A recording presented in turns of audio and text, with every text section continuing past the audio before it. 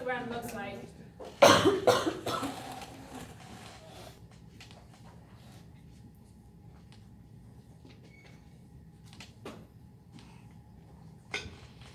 So if the majority of the data points is concentrating around this area, and there's a string point here, then it might be a sign that there's an outlier.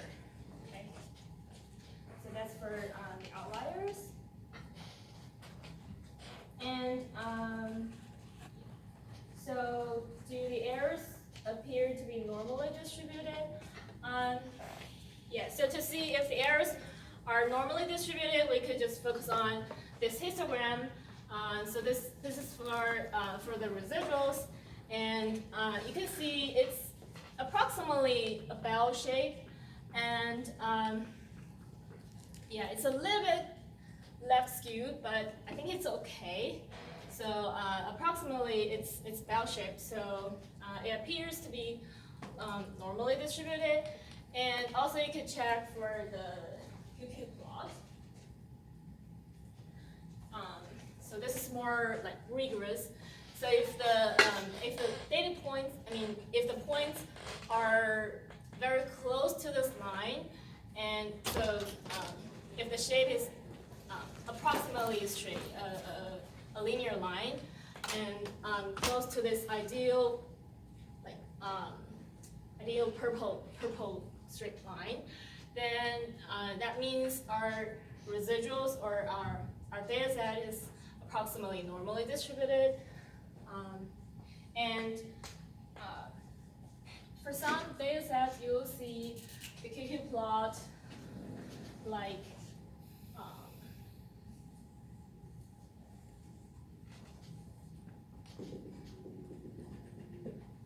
like this, or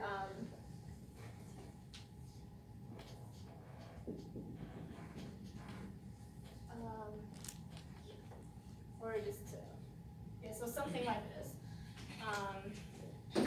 So if the points here have like have a tail around the so if the points have a tail and it's far away from this ideal line, then that means our data set is not very close to normal distribution.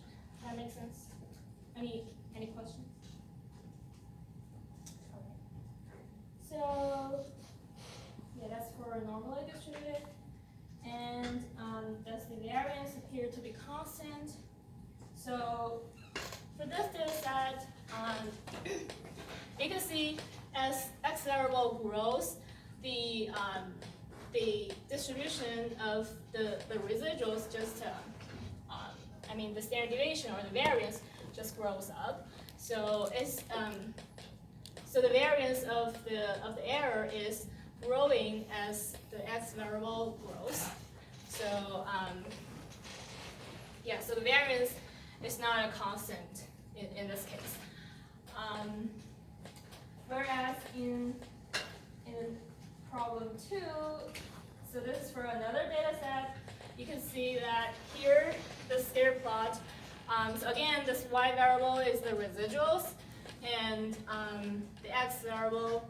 So x-axis is the x variable, and you can see that the residuals are uniformly distributed around this line. So that means we could probably say it has a constant variance in this case.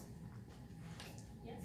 So the last plot is still a scatter plot. It's just a scatter plot of the residuals, and the first one was a scatter plot of the original data. Yeah. So this slide, you remove the fitted linear regression line, and then you get this scatter plot. Any other questions? Okay. So for part D,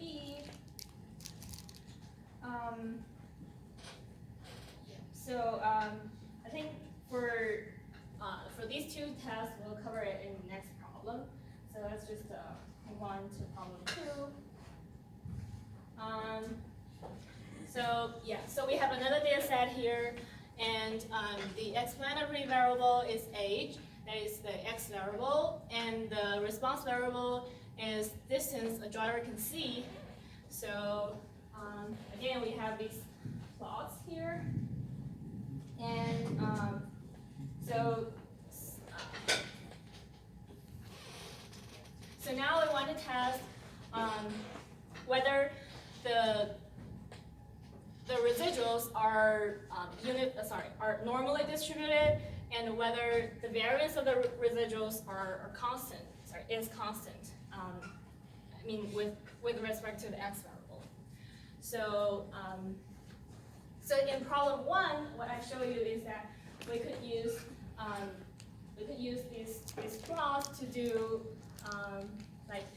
to intuitively determine whether these assumptions are satisfied. But we also could use we could also use the test called Shapiro-Wilks test and Filbner-Killian test to quantitatively test whether the assumptions are satisfied or not. So for these two tests, you don't need to know the specific test statistic, and you don't need to know how to do them by hand. So you just need to know the R command, and that would be enough. So let me just do.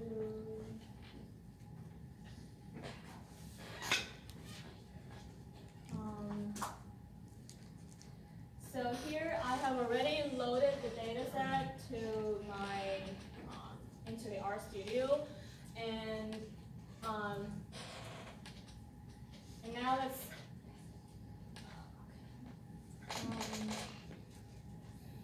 so suppose I have already loaded my RStudio, loaded the data set, and then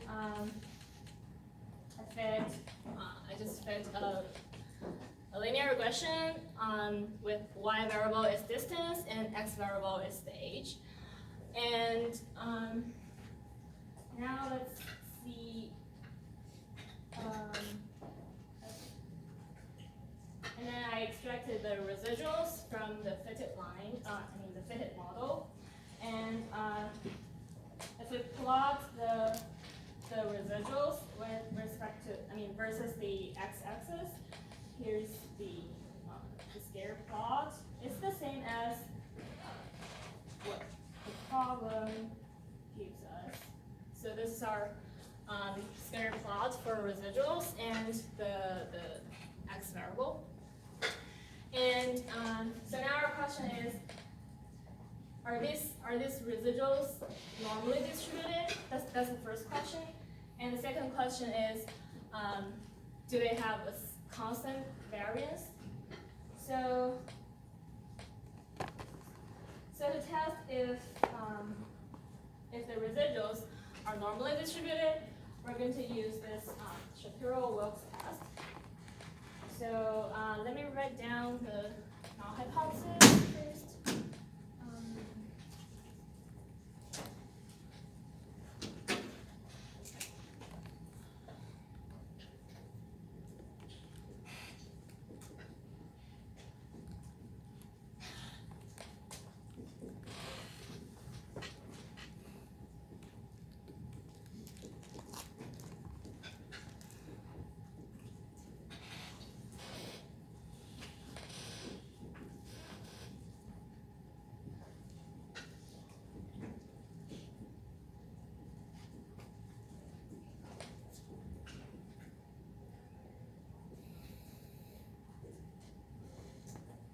So for the Shapiro-Wilks test, it's very simple. The null hypothesis is just the population is normally distributed, and the alternative hypothesis is the population is not normal. And that's for Shapiro-Wilks test. And for Filbner-Killian test, it should be Flickr.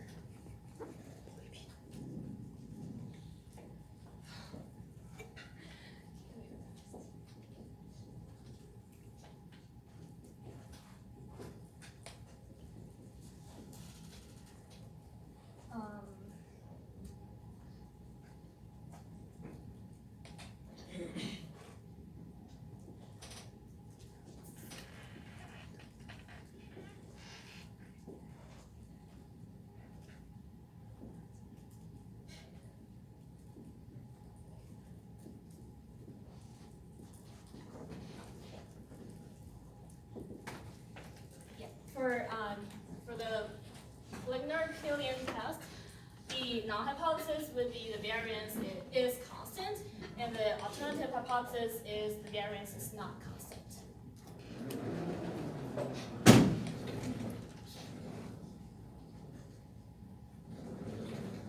Okay. So let me show you. Yes. What does the CEX do and like X? Oh, this one. Yeah. This is to adjust the size of the points. Like if I change it to 1.5, the points will be larger.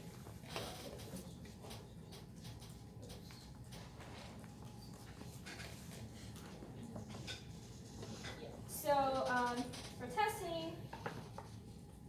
we're going to use the command Shapiro.test, and it has only one argument, which is our residuals. So, like if you type help of this function, it will show you. So it has only one argument, and it's just the data that you want to test, whether it's normally distributed or not. So if I run this line, so the result will be like this. So this is the test, and we have the data, which is named as res. So it's our residual, and the W here is just the value of the test statistic, which you don't need to care about. And the p-value is pretty large. In this case, it's 0.58. So, so if we set our significance level to like 0.05, it's obviously larger than our significance level. So in this case, we fail to reject the null hypothesis, which means we fail to reject that the population is normal. So our conclusion will be that the population is normally distributed. Okay. And yeah. So yes. How do you know why you put distance to the right side, like the left side, and why you put age to the? I mean here. Yes. Yeah, because the problem says that the explanatory variable is age, so the x variable should be age, and the response variable is distance, a jar can see, so that we put distance as our y variable. But in our project, like the project didn't say specifically which one is the explanatory variable, which one is not.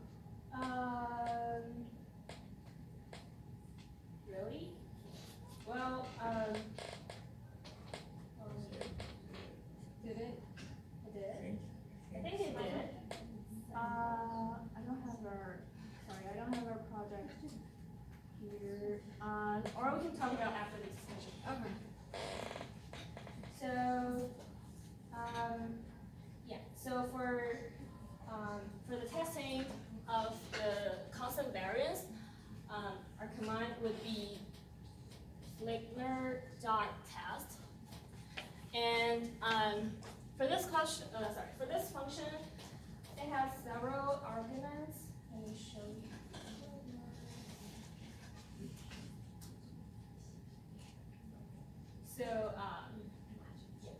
So for us, we're going to use this expression. So we have a formula which means our fitted regression line, and our data, and the others are just optional arguments. You could ignore them at the moment. So we're going to tell this function which regression line we're going to use, and the data set. Okay, so for the linear regression, we're just going to input the x variable and the y variable. So yeah, so we're not going to input the fitted model. Like we're just going to input the raw data, and maybe we'll fit the linear line inside this function. So yeah, so if you just input the name of the variables, then you need to tell this function what data set you're using. And instead, if you want to just input, if you want to find the variable from the data set, you could just use like data set $, and the name of the variable. So in this case, this function will know like which variable you're using and which data set you're using. So you don't need to tell it what data set you're using in this case. So these two commands are equivalent. So let me run this for you, and this is the result. So it will show you that the test, the value of test statistic and the degrees of freedom and the p-value. This is the most important for you. So this p-value again is very large, and so our conclusion would be we fail to reject the null hypothesis, which is the variance is constant. So in this case, a conclusion would be the variance is constant. Okay. Any questions to this part?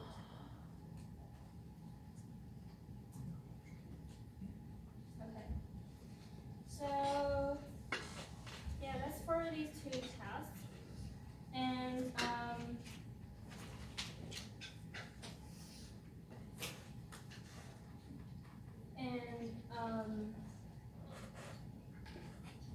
basically that's the part A and part B, and part C is also covered. So for part D, would you suggest this data set is appropriate to fit a linear model? Well, since we have already seen that the residuals are normally distributed, and also it has a constant variance, so basically the assumptions for linear model is satisfied. So for this part, I think I'll just say this data is appropriate to fit the linear regression model. Yeah, because the assumptions are satisfied. Yeah, that's it. So for part E, find the value of the coefficient of determination and interpret it. So let me remind you the definition of coefficient of determination. So it is represented by R squared, and it is defined by 1 minus SSE divided by SS total. So intuitively, this is just the proportion of the reduction of residuals. So SSTO is it's like the sum of sum of errors if you just use y bar as an estimator for each yi. And SSE is like when it's the sum of square errors when you use yi hat to estimate yi. So so this whole thing would be the SSTO minus SSE divided by SSTO. So the numerator would be the reduction of the sum of square errors when you use the linear regression to get an estimator for each yi instead of the y bar. Does that make sense? Right. So So this is just a recap what R square is. So in RStudio, we could just calculate or find this result by using summary of fit and $sign R dot squared. So let me run this for you. So the answer would be 0.642. Yeah. And yeah, you could also find this value in the summary of fit. So in this output, this multiple R squared is the our R squared, is the coefficient of determinant in our case. Right? Any questions? Okay. So, well, I know you're working on your project and you might be encounter many problems. So I think I'll just stop here, and if you have questions about your project, I'll be happy to help you fix that. Okay, so if you don't, you're free to go.